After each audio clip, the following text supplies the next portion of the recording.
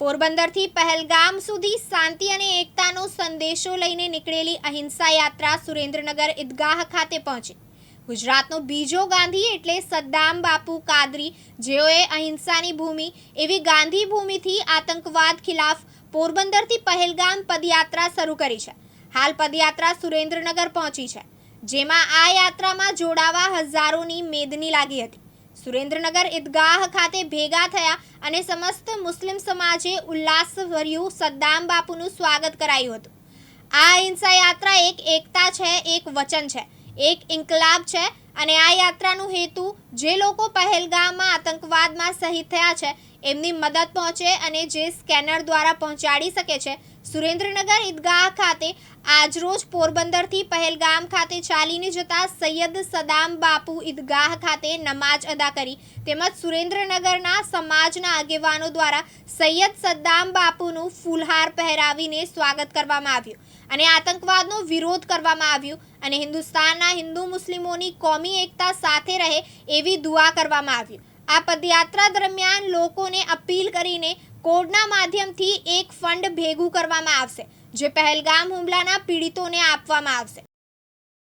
22મી April જે કાશ્મીરના પહેલગામમાં જે આતંકવાદી હુમલો થયો અને 26 જેટલા નિર્દોષ લોકોનો આતંકવાદીઓએ જે જાન લીધો, નિર્મમ રીતે એમની હત્યા કરી અને ત્યારબાદ ભારતીય સૈન્ય અને આપણા દેશના યશસ્વી પ્રધાનમંત્રી નરેન્દ્રભાઈ મોદી સાહેબે જે આતંકવાદીઓનો જે પાકિસ્તાનની ધરા ઉપર જે ખાત્મો બોલાવ્યો, એ વાત લઈ અને એક અહિંસા યાત્રા સ્વરૂપે કોમી એકતાનો સંદેશો આપવા માટે મૂળ તો મુસ્લિમ ધરાના સૈયદના એટલે કે જામજોધપુરના સદામ બાપુ કાદરી, જે પોરબંદર જે મહાત્મા ગાંધીજીની જન્મભૂમિ, જે મહાત્મા ગાંધીજી અહિંસાના પૂજારી હતા, એ સ્વરૂપે અહિંસા યાત્રા લઈ ને છેક પહેલગામ સુધી એટલે કે 2000 કિલોમીટરની પદયાત્રા સ્વરૂપે જ્યારે એમને પોરબંદરથી પ્રસ્થાન કર્યું છે અને આજે આ ઝાલાવાડને આંગણે સુરેન્દ્રનગર આ યાત્રા સદામ બાપુ લઈને આવ્યા છે, એમને હું હૃદયપૂર્વકની શુભેચ્છાઓ આ સુરેન્દ્રનગરના લોકો વતી પાઠવું છું કે જે કોમી એકતાનો સંદેશો પાઠવવા માટે પેદલ સ્વરૂપે 2000 કિલોમીટર સુધી પહેલગામ જશે અને ઠેક ઠેકાણે એમનું ભવ્ય સ્વાગત અને સન્માન પણ થઈ રહ્યું છે।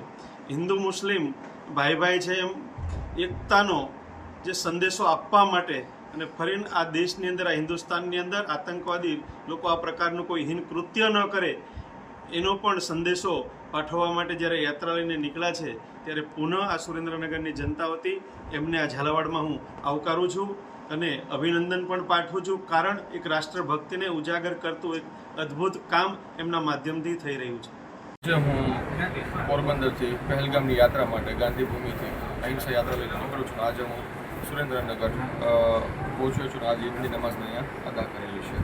આજે તમામ સમગ્ર મુસ્લિમ સમાજનો ખાસો એવો સપોર્ટ મળેલો છે અને ખાસ જનતાને મારો મેસેજ એ છે કે જે પહેલગામમાં આપણા ભાઈઓ શહીદ થયા છે એમના માટેનો કેમ્પેઇન ચલાવી રહ્યો છું કે જે કાંઈ સમાજમાંથી મદદ મળે તેમની ફેમિલી સુધી આપણે મદદ પહોંચાડી શકીએ અને એમની મદદ કરી શકીએ અને એકતાનો સબૂત આપણે આતંકવાદને દઈ શકીએ। જે આતંકવાદે કરેલું છે કે કાશ્મીરમાં આવી અને આપણા ભાઈઓને ગોળી મારેલી, જેથી કરીને હિન્દુ મુસ્લિમનો ઝઘડો થઈ જાય અને આર્થિક વ્યવસ્થા નીચે પડી જાય, આ જ મારો એક હેતુ છે। અને એક સ્કેનર છે આપણી ઇન્સ્ટા આઈડીમાં આઝાદ કાદરી વિઝનમાં, સ્કેનર દ્વારા તમે નાની એવી રકમ પણ પહોંચાડી શકો છો, જેથી કરીને આપણે આપણા ભાઈઓની મદદ કરી શકીએ છીએ।